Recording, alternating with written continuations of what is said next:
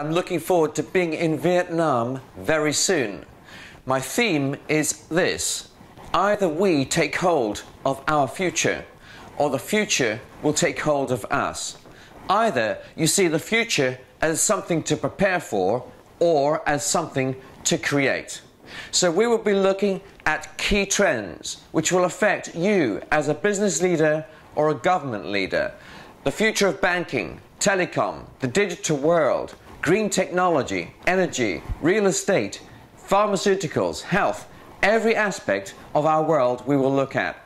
And we will see how all of these worlds converge together and how the future will be built up of all of these different elements.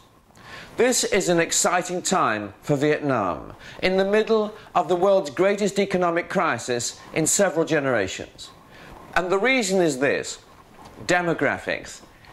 History of people. You have 90 million people in the country with a median age of only 27. A young population with a literacy rate of 94%, 80% of your population go to secondary school, and you have labour costs that are half those in China or Thailand. You've had 7% average economic growth from 91 right through to 2012. Equalled only by China at 9.9%.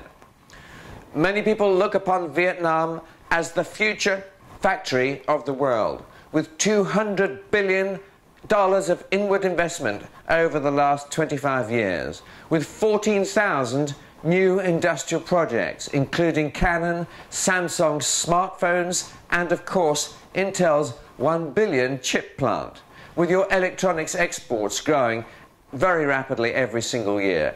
And then there's the agricultural success story with Nestle's $270 million coffee processing plant. There's the growth of your domestic market as we see this economic wealth generate a new emerging middle class.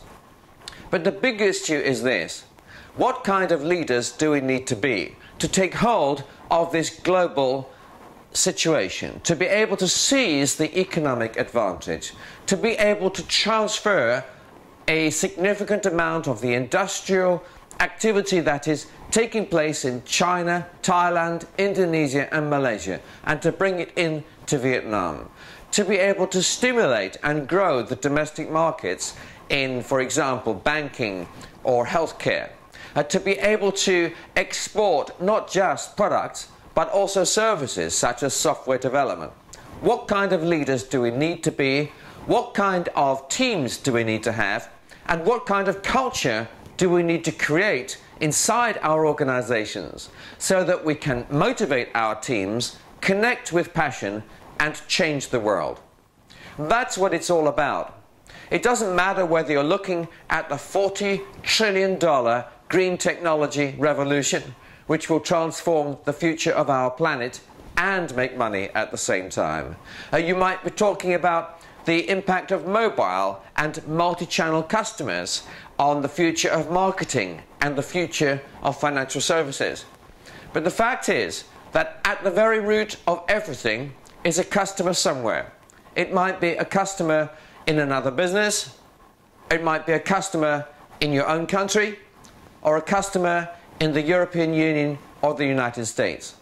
And we will be looking at how customers are changing, how their expectations and interests are going to be different in future, and how you can position your company to meet the customers of tomorrow more effectively with better products to create a better future for them.